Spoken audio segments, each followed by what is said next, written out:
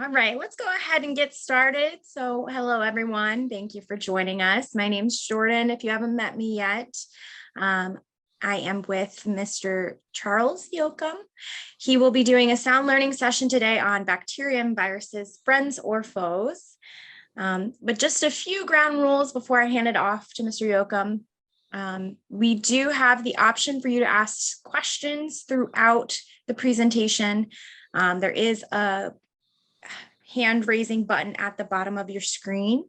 If you have any questions, just feel free to click that raise hand button and I will unmute you and you can ask the question, but we are opening it up to Q&A at the end.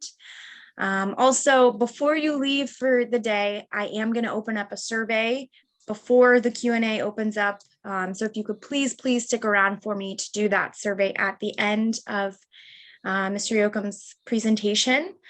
I am going to hand it off to you, Mr. Yoakum. So I'm going to mute myself and turn off my video. But like I said, I am here. So if you need help with anything, and then I'm keeping an eye on the questions. Okay. Okay. So the first thing is just to thank Jordan for the great job she's been doing in the seesawing between virtual and in-person sound learnings this particular season. Hopefully we're going to get back to in-person before this is all over with. But if not, the virtual has been working pretty well. So today we're going to talk about bacteria and viruses and the question of whether they're friends or foes. On February 24th, I'm going to do a second talk that will focus on viruses and talk more about vaccines, how vaccines are made and how they work. And I'll tie just a little bit of that into the talk today. Since we're virtual, we don't use coordinators anymore. They're all on vacation. So a very brief introduction. You know me, my name, I'm a retired professor from the University of Michigan, where I was on faculty for 39 years. I taught biochemistry, molecular biology, and chemistry to undergraduates and to graduate students who I also mentored on PhD degrees. And I trained a number of postdoctoral fellows as well. My research was concerned with how photosynthesis converts water into oxygen, and that's all of the above. It's biochemistry, it's molecular biology, it's chemistry. All those techniques had to be used. We've been seasonal residents in Pelican Town Sound since 2009. So let's deal with the outline of the talk. I want to introduce you to microscopic life forms in a historical sense on through to the present and give you a little idea of what the technology is in or has been in getting to an understanding of these life forms. And then go to bacteria and deal with their lifestyle, reproduction, and nutrition. The bad guys, the pathogenic bacteria. You can't talk about bacteria without talking about the pathogens. But there's also a number of really wonderful things about bacteria that don't get the attention they deserve, possibly, except for microbiomes, which we'll get to later on. And then we'll shift over to viruses. And in the case of viruses, as a lifestyle, I will convince you fairly easily that they're parasites, that there are a lot of bad guys, as we all know from our experience with COVID, and that there are also good guys that are in fact involved in production of vaccines and in fighting cancer. So finally, then there'll be conclusions at the end, and there'll be a chance to ask questions after the presentation.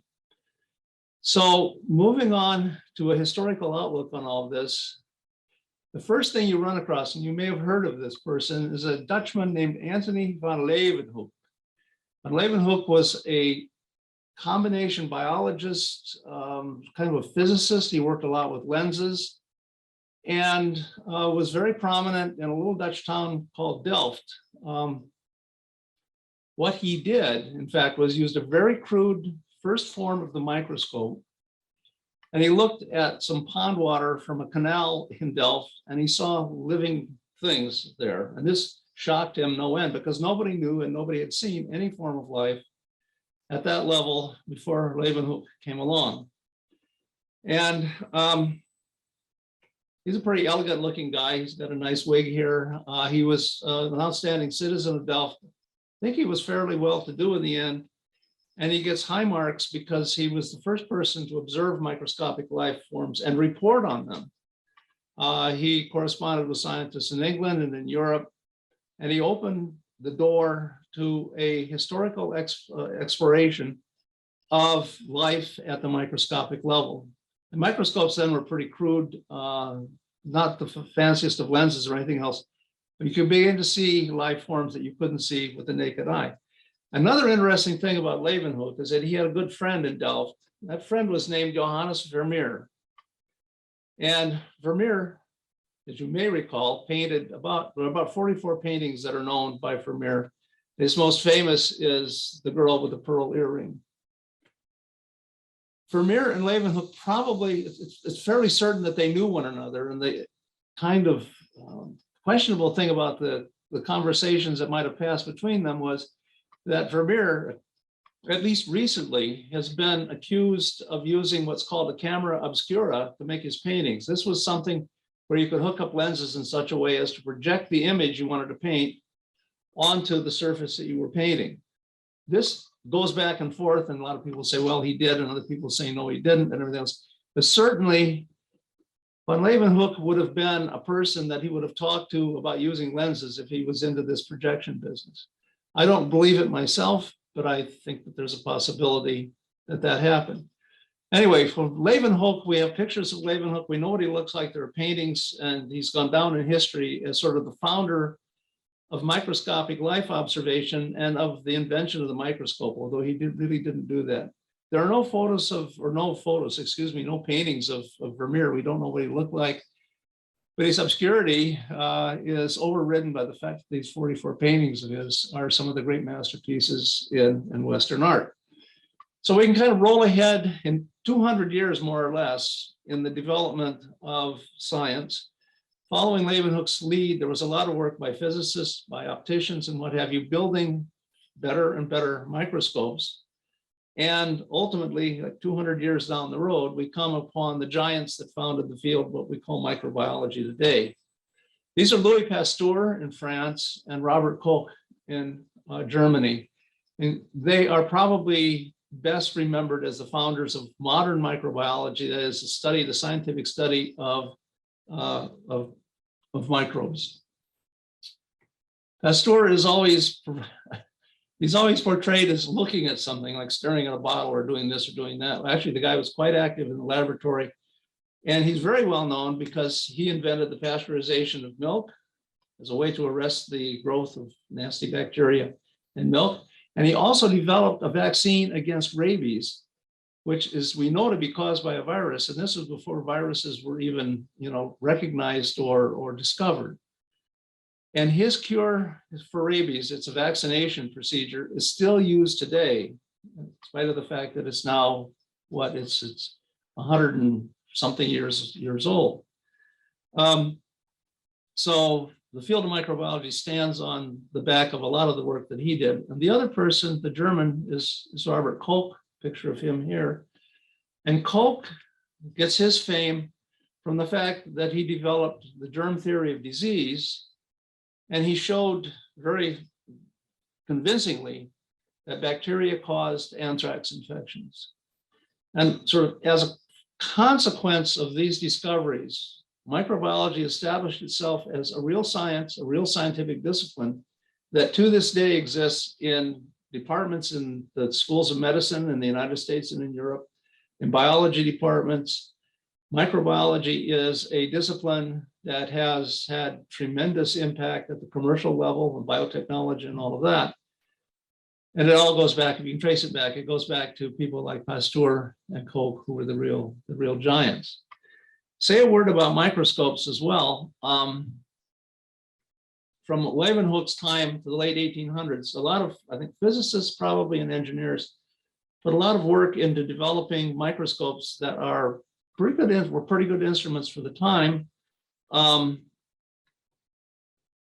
the development of these instruments, what was the final product were optical instruments using light to illuminate the sample that would magnify objects from 400 to 1,000 times. That's really very good. And it played a tremendous role in research on bacteria because scientists could finally look and see what sorts of organisms they were dealing with.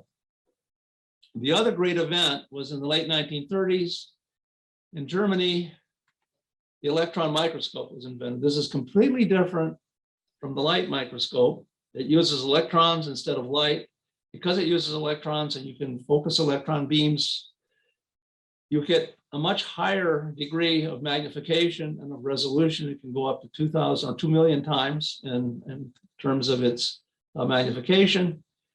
And you can get detailed information on the structure of bacteria and viruses. And now with electron microscopes, you can look at proteins, you can look almost at individual atoms. These are fantastic instruments.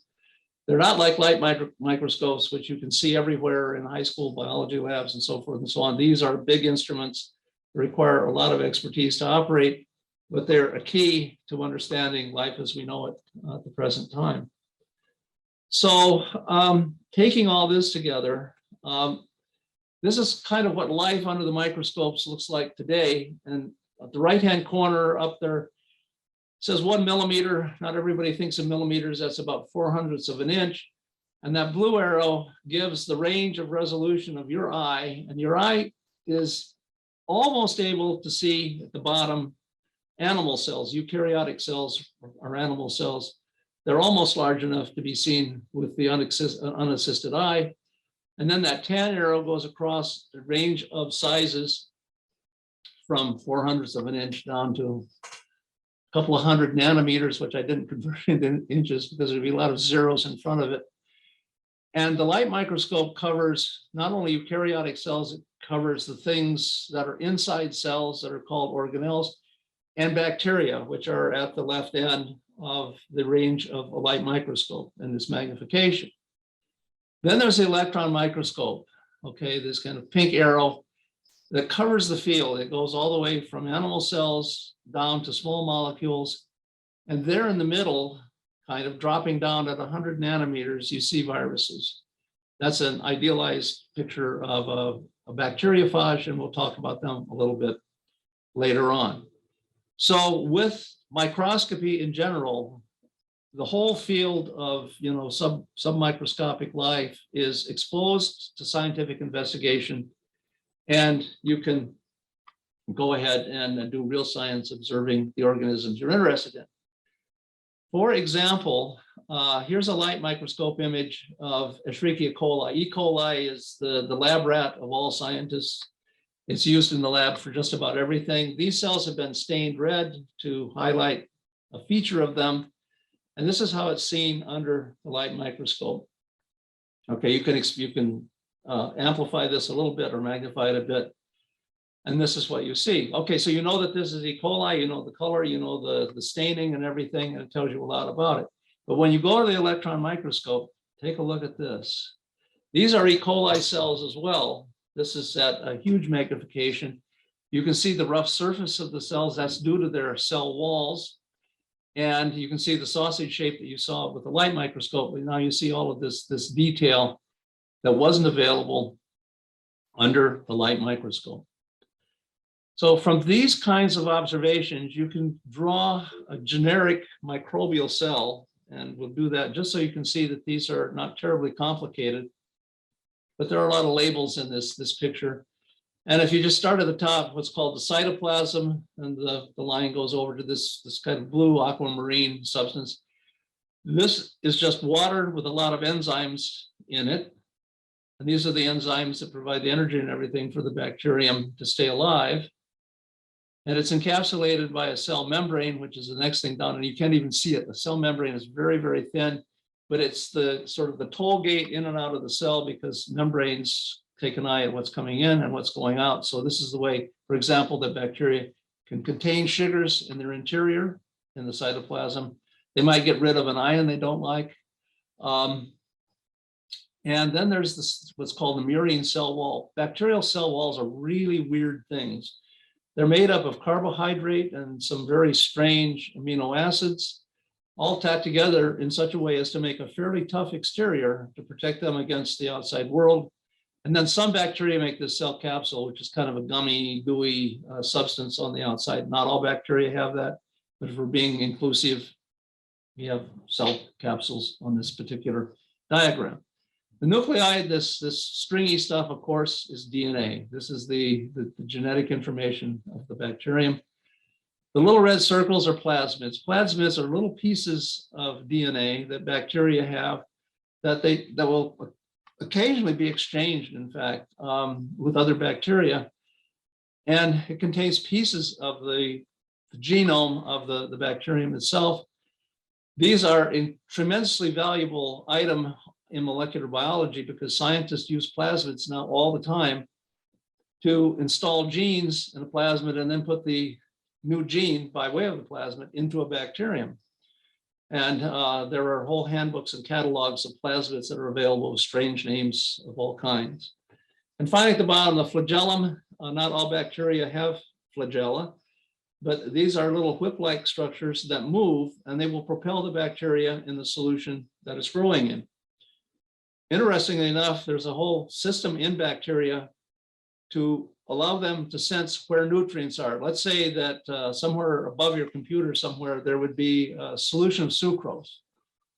The bacteria can sense that. They can sense it down to the level of a few molecules, and then the flagella move or switch back and forth, and the bacteria moves itself toward the source of the sucrose or the nutrition. So given that that's the standard sort of textbook picture of a bacterium, then what do these things look like? And this is, I'm afraid, an artist's rendition, looking at micrographs of bacteria, a little bit confusing sometimes. So these are the kinds of shapes you see in the bacterial world. And you start on the left-hand side, the balls. These are two bad guys. In fact, these are all bad guys. I couldn't find one with a nice bacteria in it. Streptococcus pneumoniae, that's causes you-know-what, pneumonia. Staph aureus, all sorts of involvement in disease. The center of this long tube-like one, Legionella pneumophilia, is Legionnaire's disease. It's associated with Legionnaire's disease.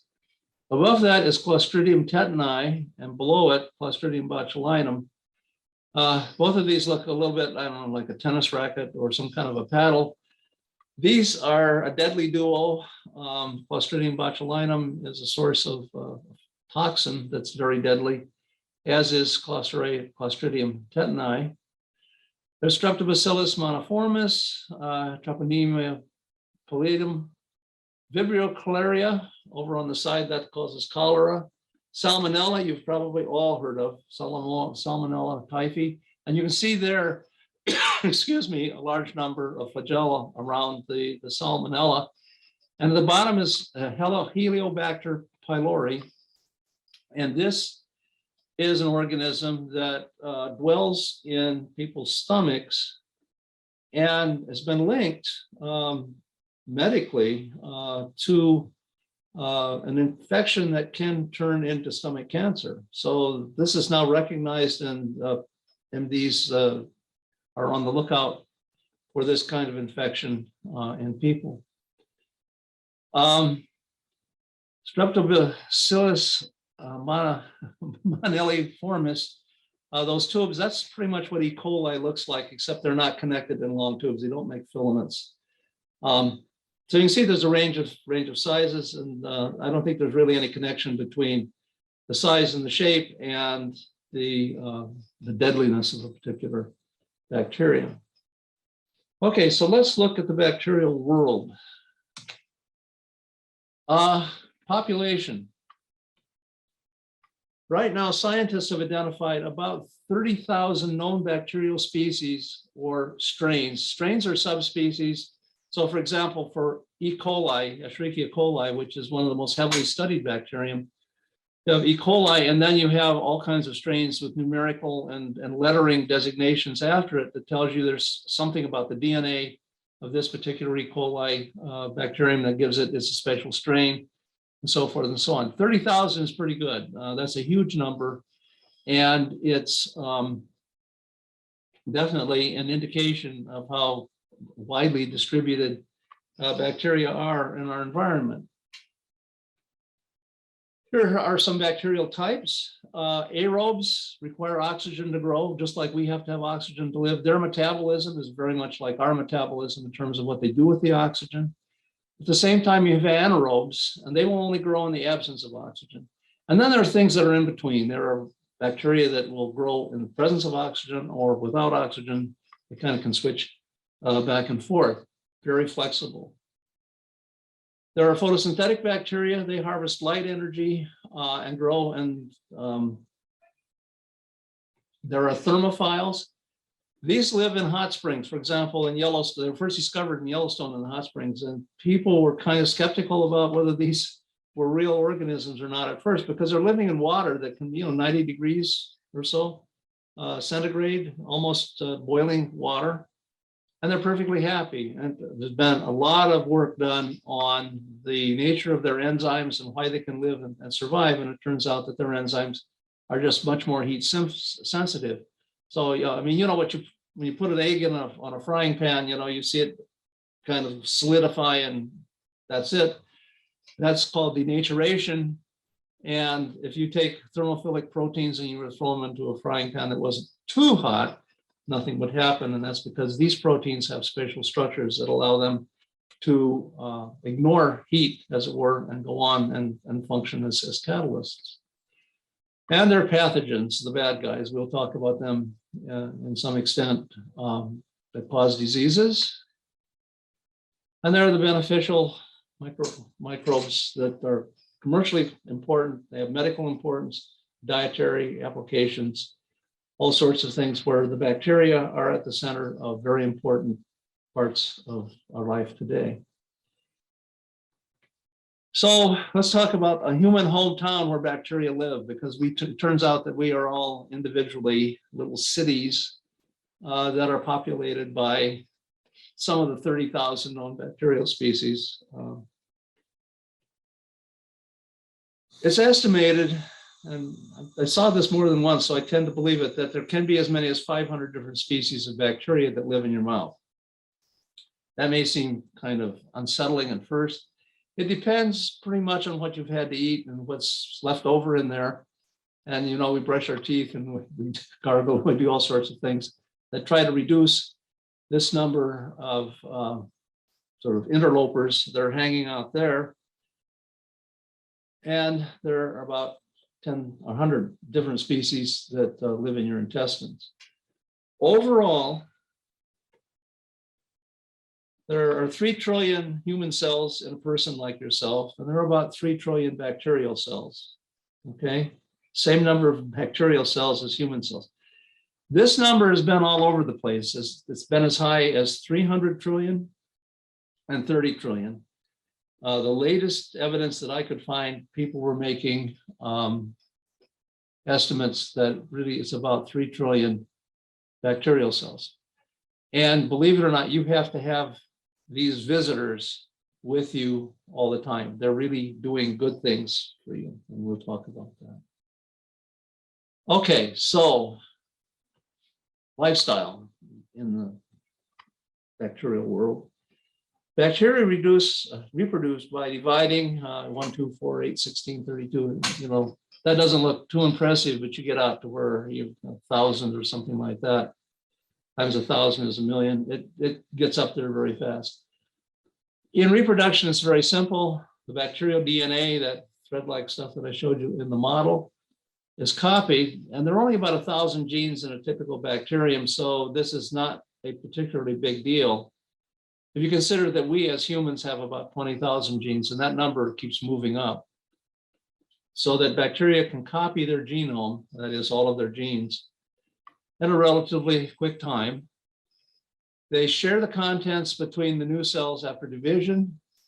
And yes, there's an issue there. What happens if, for example, during division, one cell doesn't get the DNA? That happens, that cell is done for. The other cell is not in a happy condition either. And it doesn't happen very often. And the time, this is kind of amazing. For E. coli in a laboratory tended by friendly scientists, given all the right nutrients and the right temperature, which is close to body temperature, okay, about 97 degrees Fahrenheit, 37 degrees centigrade. E. coli can reproduce in about 20 minutes.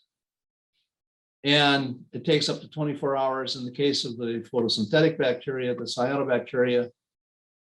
They're much slower, they're much more complicated organisms, and so the time is much longer. Nutrition is interesting. Typically, E. coli, which has been studied the most, is able to shift rapidly from one nutrient source to another.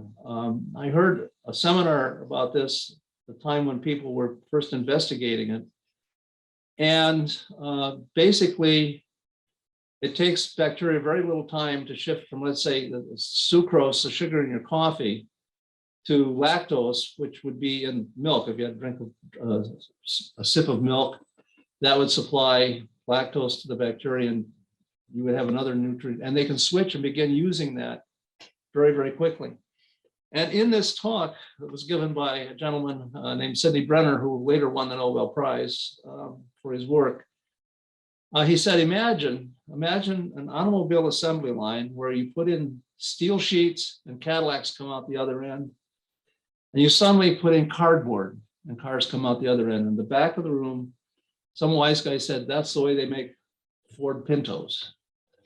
Well, anyway, that's the best way to describe it. It's like they look at it, a completely new molecule, complete new chemistry has to be set up, and they can do it. There are other parts of the lifestyle. Many bacteria are parasitic. They use nutrients from their host, amino acids and sugars and so forth. And there are others that are free living. They can get nutrients from their environment depending where they are. And there are also the autotrophic bacteria, which are the ones that use photosynthesis, and they can use light and carbon dioxide to make sugars. So now it's time to look at the disreputable bacteria, the bad actors, the pathogens. I just listed some here. You've probably heard about most of these. The Streptococcus pneumoniae, for example, causes pneumonia. Staphylococcus aureus, food poisoning, toxic shock. And staph infections are serious, and staph contamination, if you look at where it's found, it's largely in hospitals. And hospitals have to keep after detoxifying and cleaning and so forth and so on to hold this population down. There's Streptococcus pyogenes that causes strep throat, scarlet fever, Clostridium botulinum. This particular organism produces a neurotoxin that's the most potent toxin known. It was put to me in the following way, that about 1 milligram, 1/1000th of a gram of botulinum neurotoxin would kill 1,200 tons of living material. That's just the way scientists do this, okay? So it's a deadly neurotoxin.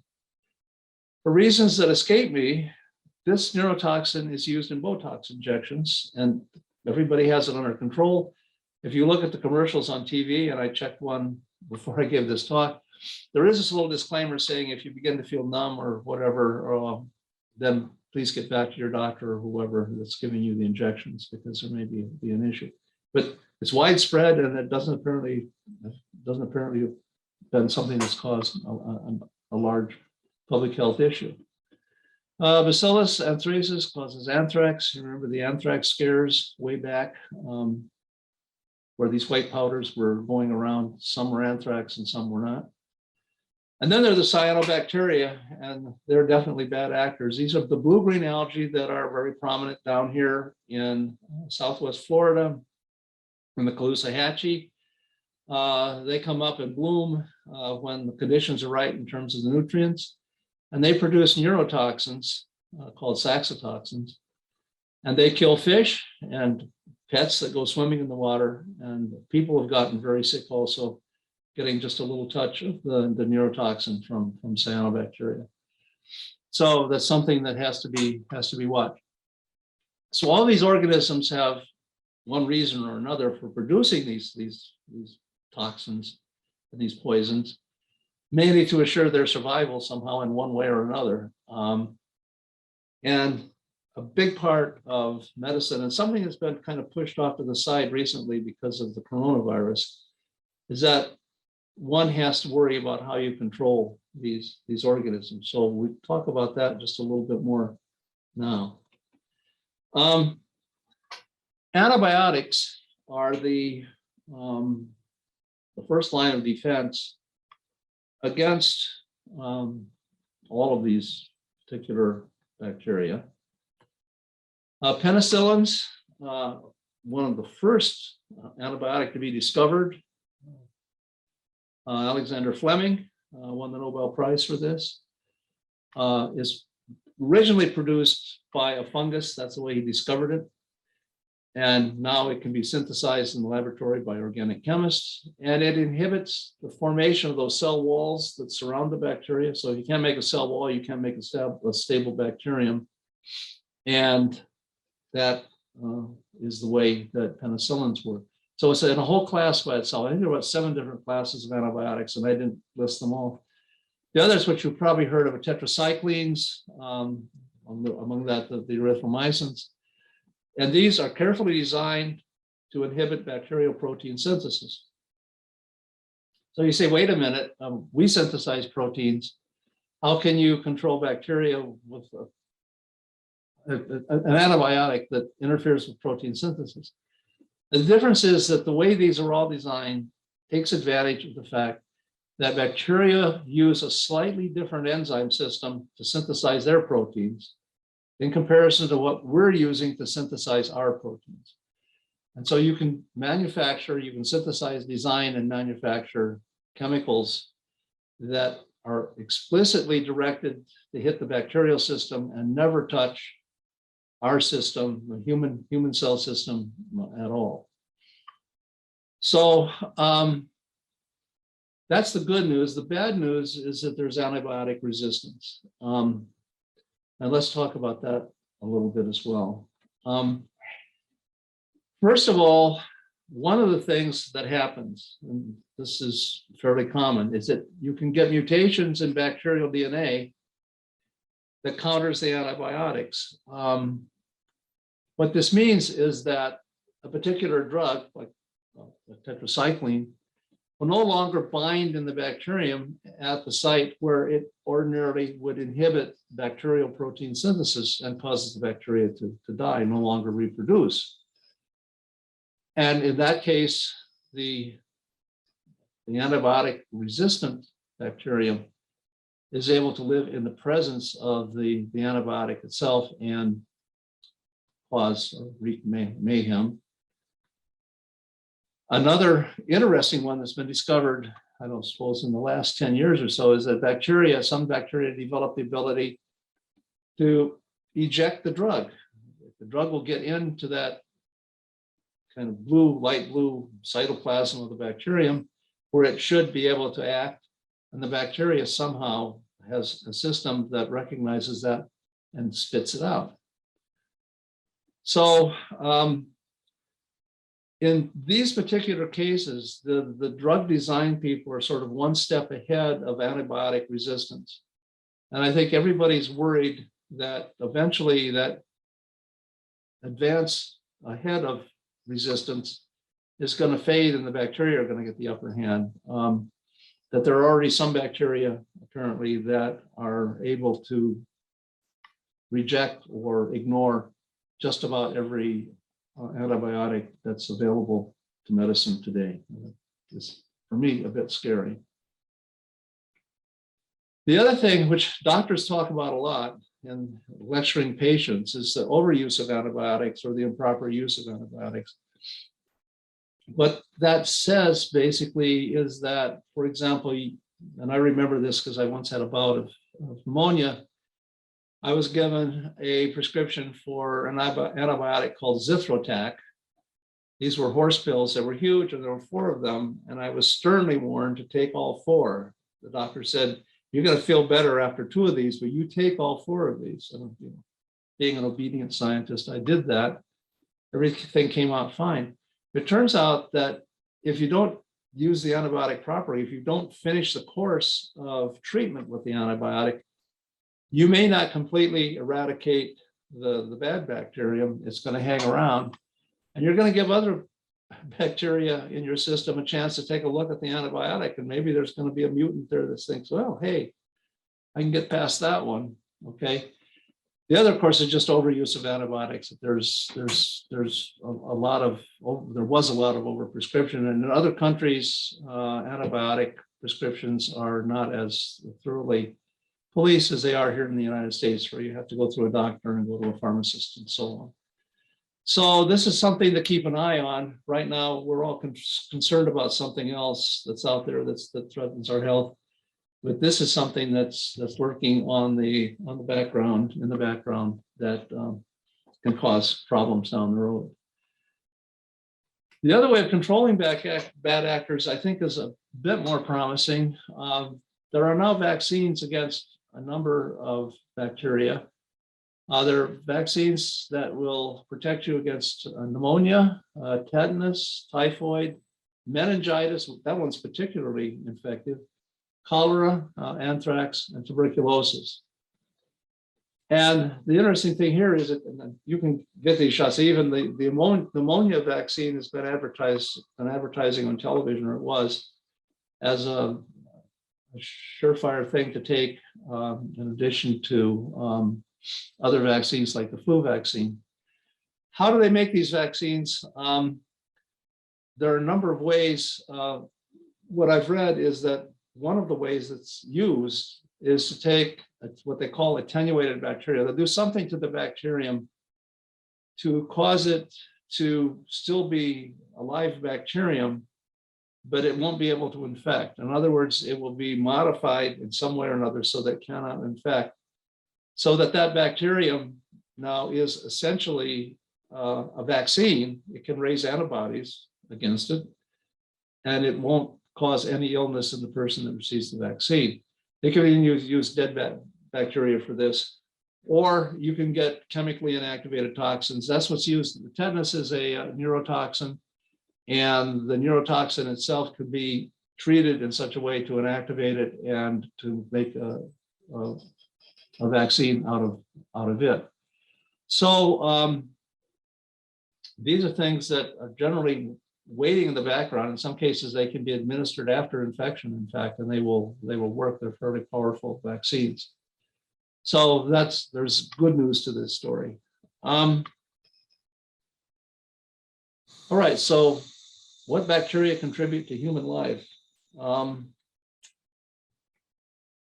First of all, it's just the contribution they've made in basic research. I'll harp on this just a little bit later on too, on molecules and life.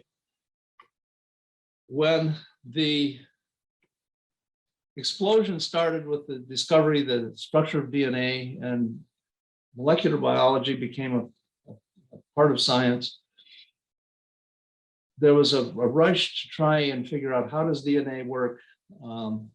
What do you have to have, and so on. And the way this happened was that because E. coli was a bacterium that grew very fast, had DNA, had everything in it, it turned out to be a very flexible organism for use in the laboratory to design experiments that allowed scientists to learn how information got transferred from DNA to RNA. RNA was discovered in bacteria. It's called mRNA, messenger RNA. That may ring a bell about vaccines as well. The genetic code. The genetic code has 64 different letters in it, and the genetic code was worked out with bacteria. And it could only be done rapidly with bacteria because of the way bacteria grow. And the entire mechanism of how proteins are synthesized, it's the same in bacteria as in humans, but the structures are a little bit different. There are slight differences because of for example, the lesson from antibiotics, where you can kill bacteria with antibiotics that don't affect our protein synthesis.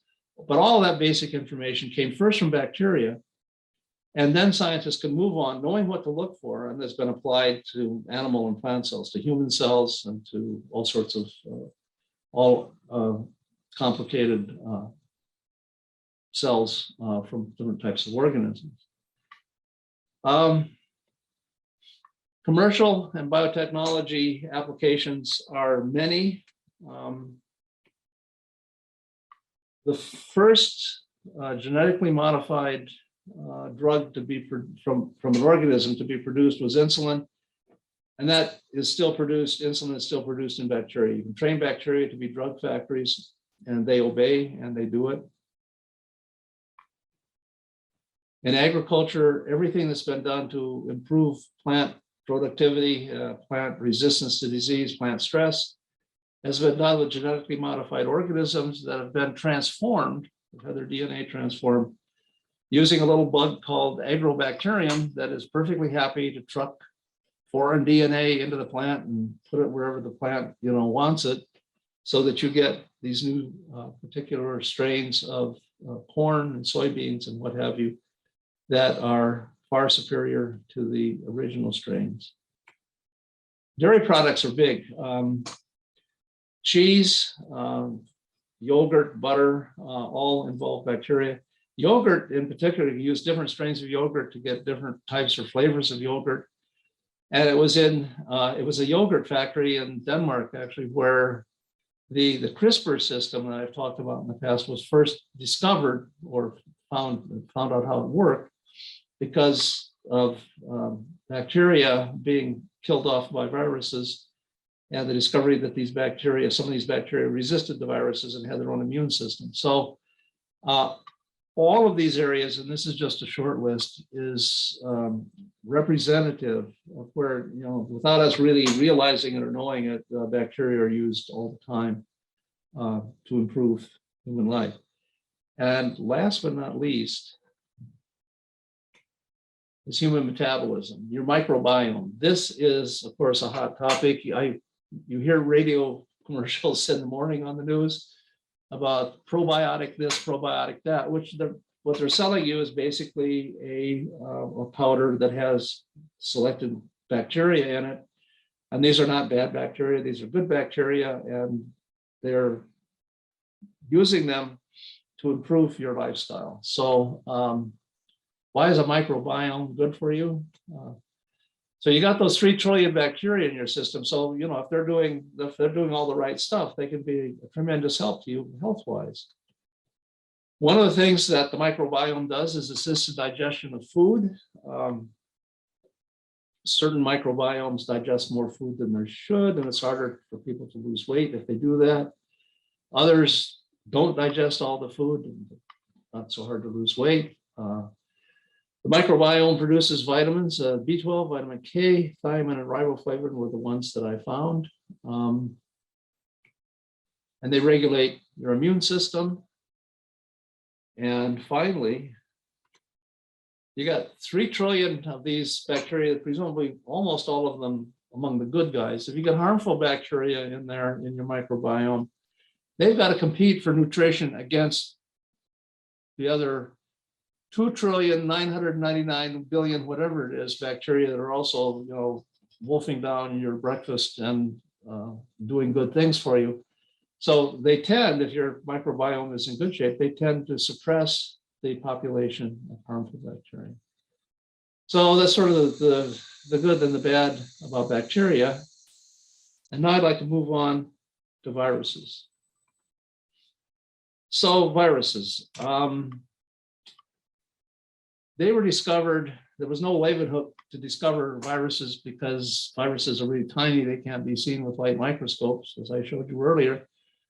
But they were discovered as infectious agents in filtered liquids that didn't have bacteria. So bacteria were growing in a broth of some kind, and if they filtered it, like your coffee filters, for example, the bacteria all get stuck in the filter, and this liquid drains through, and that liquid was found to retain some infectious agent that couldn't be seen or discovered.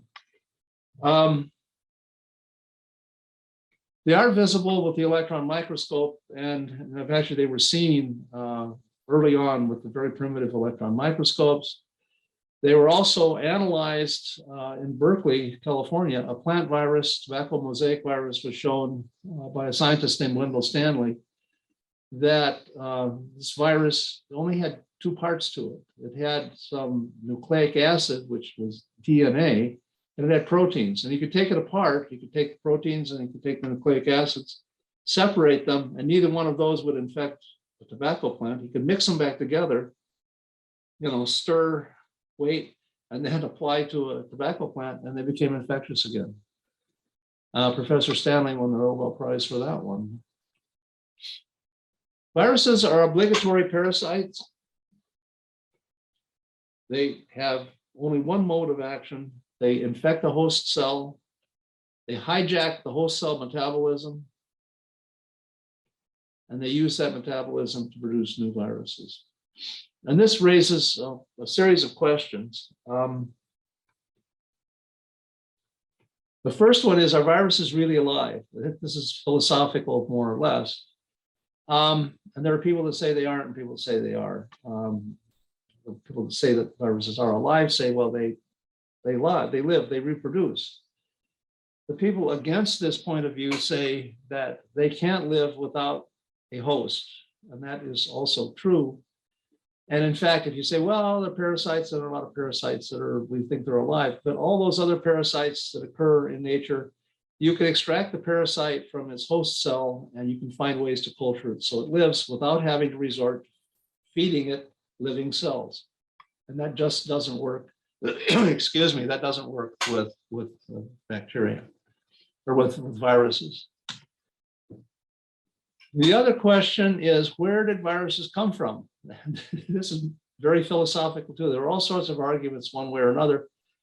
Basically, one argument holds that the viruses got their DNA from, they were part of the DNA in some sort of very primitive prehistoric organism, an insect or something. And they managed to get loose with some DNA, and then by various processes came to be able to infect host cells and to go forward. I don't think there's any really good scientific explanation either way on the origin of the viruses. And a lot of what you read is compelling, but not really satisfactory. Viruses come in a multitude of shapes.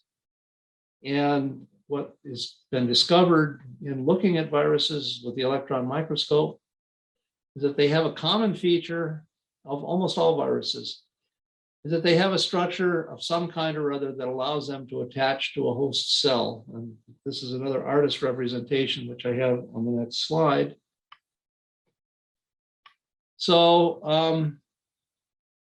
these are, with one exception, all animal cell viruses, and the exception is on the far right, the bacteriophage. That is a virus that infects bacteria. For the rest of them, with one exception, the Ebola virus, you look just from left to right: HIV, adenovirus, papillomavirus, rotavirus, influenza, rabies, herpes, and hepatitis. You see that the surface of the virus is decorated with one sort of structure or another, little balls on sticks, spikes, what have you. Ebola, on the other hand, doesn't have anything of apparent structural exterior that would allow it to use something to stick to cells, but it still manages to get in anyway. So these viruses are all designed to do that sort of three-step, stick to a host cell, inject the DNA or RNA, and to make new viruses. And it's the sticking part that's the first thing that we want to look at. So here's a bacteriophage on the left, and the coronavirus, that's, you know who that is, on the right. These are both artist representations. Coronavirus does not have red spikes on the surface of it, and the bacteriophage doesn't have a yellow cap. And we can break down the structure into two parts. The part where their infective nucleic acid, DNA or RNA, resides inside the headpiece here. And it was hard to draw this arrow, but down inside the ball of the coronavirus, on the inside of that ball, is where the nucleic acid resides, and it's RNA in the case of coronavirus, and it's DNA in the case of bacteriophage. For cell attachment, if you can see what's coming, these long leg-like things are used by the bacteriophage to attach to the bacterium. And then over here, the coronavirus, and you've probably already seen this somewhere, these red spikes called the spike protein are used to attach to human cells or animal cells and to infect. Okay, so the thing to remember in all of this with the DNA and the RNA is that what's happening is that either DNA or RNA can be used to serve as the code for the synthesis of proteins. This is the central dogma in biology. DNA has two strands, RNA has a single strand. The RNA is called messenger RNA or mRNA. And viruses can be DNA viruses or they can be mRNA viruses, basically. COVID is an RNA virus, the bacteriophage is a DNA virus.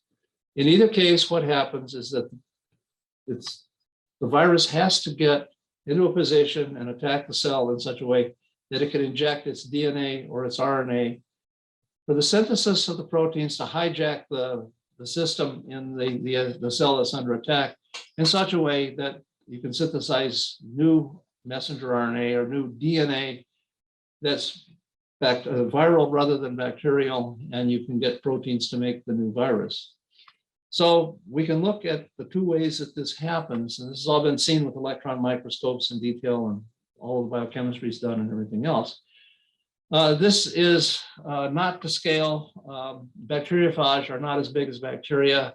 They're about 1/40th the size of a bacterium. This is just in large artistic representation. The phage can attach to the surface of a bacterial cell at the cell wall. It then can inject its viral genome, the DNA, into the cell. And once that's in the cell, at that point, it's time for the production of new viruses for essentially the destruction of the bacterial cell and for the viruses to move on looking for more victims along the way. This is how COVID does it. It's been worked out in detail because it's COVID, actually. Human cells, animal cells generally on their surface have various proteins that are, among other things, receptors. For example, receptors for hormones and what have you. They can transmit messages across the cell membrane, which is this brown colored thing here. And in the case of COVID and other animal viruses, the spike protein, those external protrusions, come along and they can recognize a receptor site on the surface of the cell and attach. Think about Velcro. Think about how you have two pieces of Velcro, you put them together and they stick. That's sort of what's going on here. You get a really strong interaction. And the next thing that happens with these viruses, which have this coat of lipid around the nucleic acid that's inside them, mRNA in the case of in the case of COVID, the fusion opens the virus, and the virus adopts its nucleic acid, its RNA, into the mammalian cell, the human cell, as is shown with this long blue line entering the cell. So at that point, the infection has occurred, and you hijack the cell system, and you make new COVID virus, new bacteriophage virus, and it's pretty much over with. So the properties of these viral infections have been worked out in great detail. What usually happens in infected cells is that they fall apart, they lyse or they break. Or on the other hand, they can be attacked by the host's immune system and they're destroyed in that way. But in either case, the infected cell does not have a very happy life ahead of it. The other thing that's interesting is that the virus cell attachments are really very, very specific. For each bacteriophage, it is specific for for a species, a strain, a particular strain of bacteria. So every bacteria has its enemies out there, and each one is a particular bacteriophage that has a specific ability to interact just with that bacterium. And the viruses that attack animal cells are likewise tissue specific. So we can look at the case of animal cells in a little more detail. A virus detects a protein on the surface of cells, like I showed you, those little Y things, which are receptors usually that have another job. Their job is not to attract viruses. In the case of COVID, the target is what are called ACE receptors. The case of ACE receptors, angiotensin converting enzyme is the name of the receptor protein. Angiotensin is involved in the regulation of, very important, involved in the regulation of blood pressure. And COVID is no dummy, and it is particularly taken with capillary rich organs that have lungs or have kidneys. And so these receptors are in the blood capillaries, and there are a lot of them in lungs. And that is why, for example, COVID infections generally have been particularly vicious if the virus gets to the lungs. I don't know so much about kidney infections. I don't think that has been as much of a problem. Hepatitis, the hepatitis virus has a preference for liver cells and will destroy liver cells.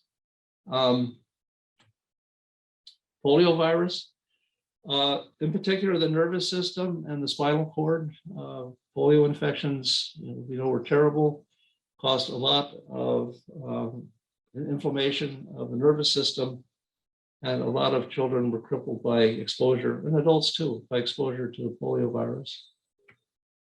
Measles virus is epithelial cells, endothelial cells, and goes for the immune system. It's a highly infective virus, and is basically one that has now been stamped out by vaccination, pretty much.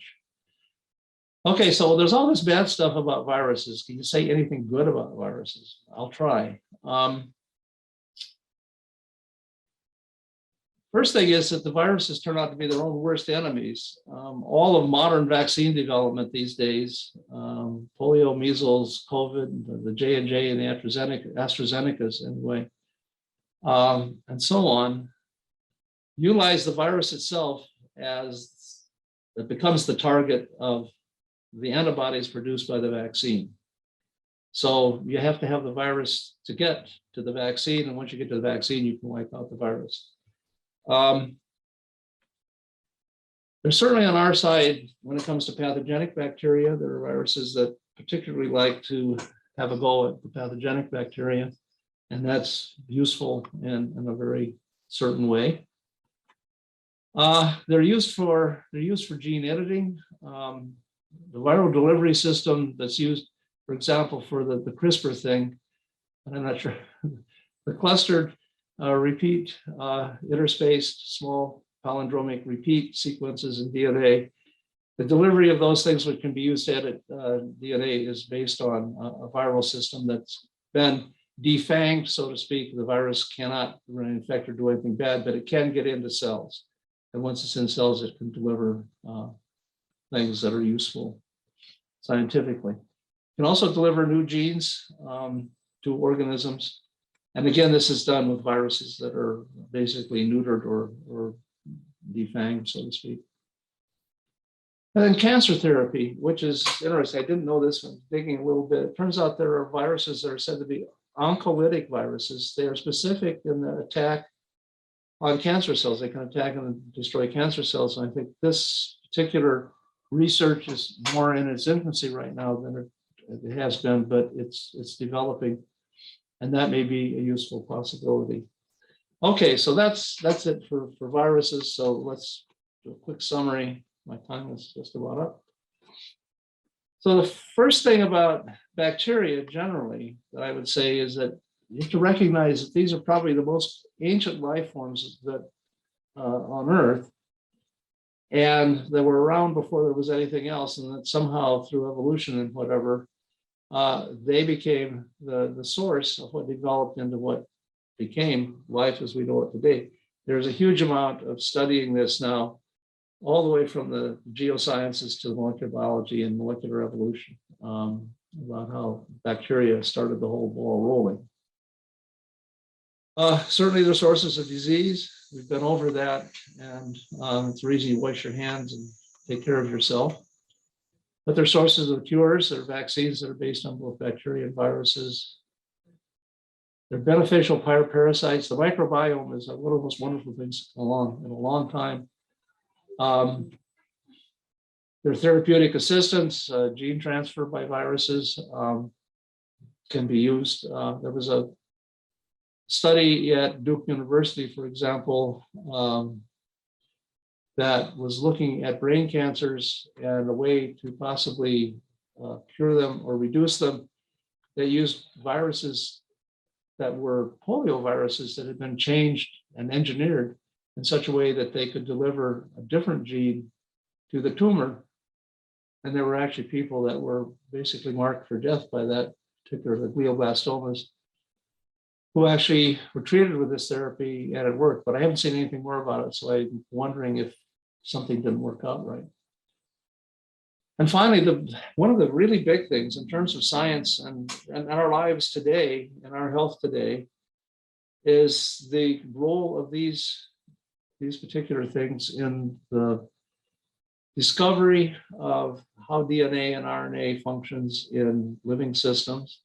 I went back and I tried to make an authentic count, and at least in the ballpark, I'd say there are about 50 Nobel Prize awards in medicine, physiology, and in chemistry, all related to the use of bacteria and viruses to elucidate the genetic code, to understand protein synthesis, to understand how cells live and how they propagate.